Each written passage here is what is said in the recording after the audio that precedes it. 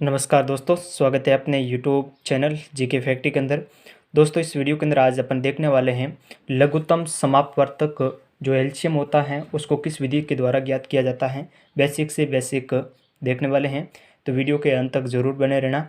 लघुत्तम, लघु का अर्थ होता है वो छोटा से छोटा मान। कोई भी अपन को जैसे 2 या 2 से अधिक संख्या होती है तो उसमें वो छोटा से छोटा मान जो सबसे पहले कॉमन आए तो वो एलसीएम होता है।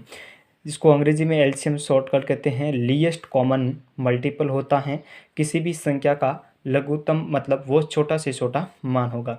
जैसे मान लीजिए अपन कोई संख्या दे रखी है 2 और 3 दे रखी है, ठीक है। अब इस 2 और 3 का वो छोटा से छोटा मान जो सबसे पहले कॉमन आए, ठीक है। तो जैसे मान लीजिए 2 और 3 के बारे में आप देखेंगे तो वो छोटा से छोटा कौन सा मान होगा जो सबसे पहले कॉमन है, तो आप डायरेक्टली कह सकते हो कि 6 है जो इसके अंतर्गत कॉमन आता है, ठीक है।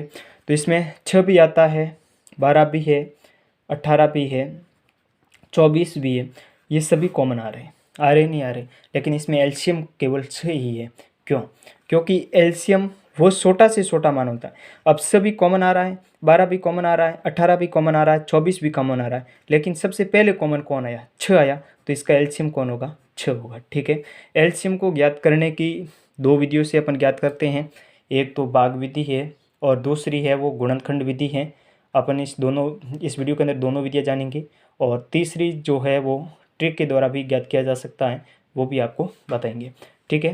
तो पहली जो विधि आती है वो विधि होती है एलसीएम जो ज्ञात करने की, वो है एक तो भाग विधि है, और दूसरी जो विधि है वो है गुणनखंड विधि, ठीक है। तो सबसे पहले अपन बेस्ट जो रहती है वो भाग विधि रहती है। तो अपन सबसे पहले हैं वो भाग विधि से एलसीएम ज्ञात करना सीखेंगे। जैसे मान लीजिए कोई संख्या दे रखी है, भाग विधि से कैसे ज्ञात करना? कोई संख्या दे रखी 2, 3, 4 और 5 का एलसीएम ज्ञात कीजिए, ठीक है। तो भाग विधि से ज्ञात करने के लिए सभी का एक साथ में करते हैं। अब भाग विधि से क्या करना? 2, 3, 4, 5 दे रखा है, अपन को इसके अभाज्य टुकड़े करने, अभाज्य टुकड़े करने हैं, ठीक है। अभाज्य संख्या सबसे छोटी कौन सी है? 2 है। तो सबसे पहले इसमें भी ये क्रम सीक्वेंस लेना जरूरी है। कई बार क्या करते हैं, सीक्वेंस नहीं लेते, सबसे पहले किसी का भाग पहले 5 का दे देते हैं, फिर 3 का दे देते हैं, वो गलत है। सबसे पहले सीक्वेंस से लेना, छोटी से छोटी संख्या अभाज्य कौन सी है? 2। 2 के बाद आप 3 का दो, 3 का नहीं जा रहा तो 5 का दो, 5 का नहीं जा रहा 7 का दो, इस प्रकार से सीक्वेंस से लेना, ठीक है। इसमें 2 का जा रहा है, किसी भी सभी में जाना जरूरी नहीं है। अब यहाँ पर 2, 3, 3 के अंदर 2 का नहीं जा रहा, लेकिन 2 के अंदर 2 का जा रहा है, किसी एक संख्या के अंदर जा रहा है तो आप दे सकते हैं ना। तो सबसे पहले अपन 2 का देंगे। 2 का भाग 2 में कितनी बार जाएगा? एक बार जाएगा, ठीक है। 3 में नहीं जा रहा तो आप 3 के 3 लिखिए। 4 के अंदर जा रहा है 2 बार, और 5 में नहीं जा रहा तो 5 के 5 लिखिए। अभी भी इस संख्या के अंदर 2 का भाग जा रहा है 2 के अंदर, है ना। तो 2 का दीजिए, 1 का 1, 3 के अंदर नहीं जा रहा तो 3 का 3, 2 के अंदर एक बार जाएगा, 5 का 5। अब इस के अंदर 2 का भाग नहीं जा रहा है तो आप किसका भाग देंगे? 3 का भाग देना, ठीक है। 1 का 1, 3 का 3 में भाग जाएगा एक बार, और 1 का 1, 5 में 3 का भाग नहीं जाता है, इसलिए 5 के 5।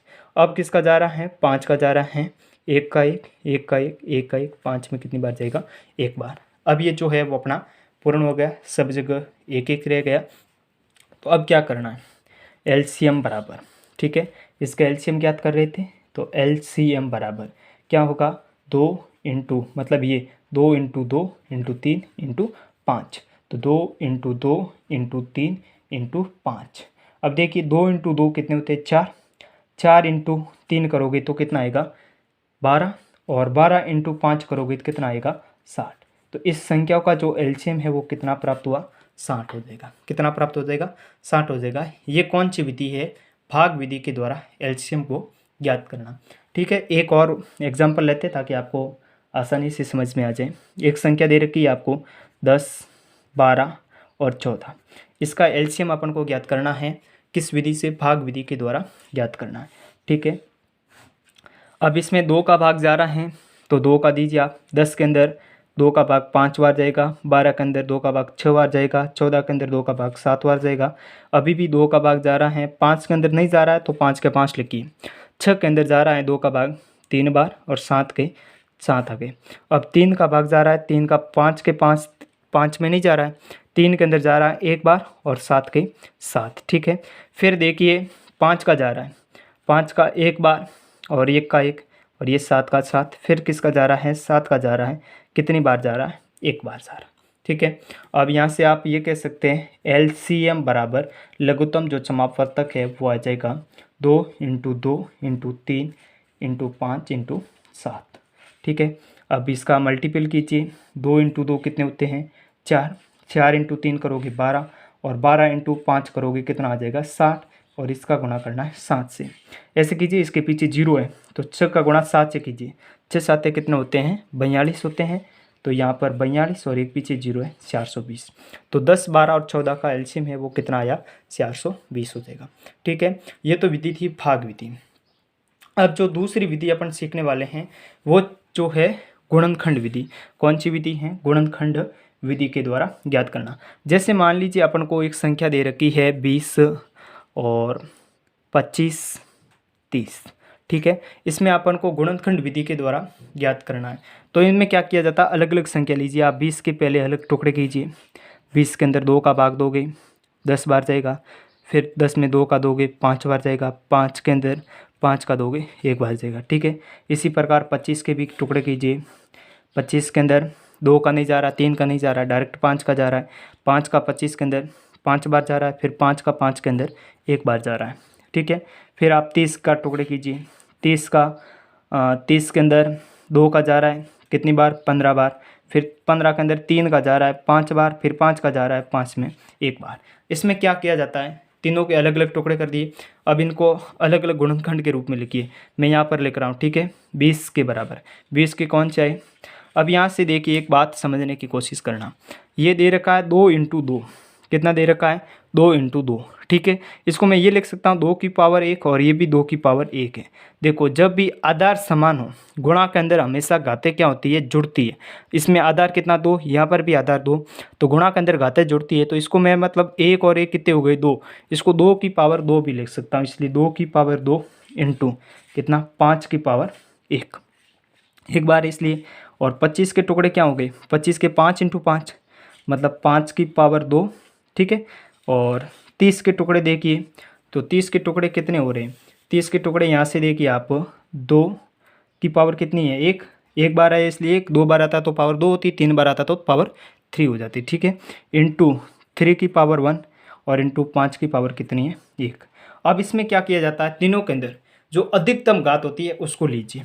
अब देखिए 2 यहाँ पर आ रहा है, 2 यहाँ पर नहीं आ रहा, 2 यहाँ पर आ रहा है, 1 यहाँ पर 2 की पावर 1 है, यहाँ पर 2 की पावर 2 है, तो अधिकतम कौन सी है, अधिकतम 2 की पावर 2 है, तो 2 की पावर 2 को आप बाहर ले लीजिए, × यहाँ पर देखिए फिर 3 की पावर 1 है, अधिकतम 3 की पावर 1 × 5 की पावर यहाँ पर भी 1 है, यहाँ पर 1 है, यहाँ पर 2 है, तो आप अधिकतम को लेंगे, किसको लेंगे, 5 की पावर 2 को बाहर लेंगे। अब बराबर 2 की पावर 2 कितना होता है, 4 × 3 की पावर 1 का मान 3 और 5 की पावर 2 का मान हो जाएगा 25, ठीक है।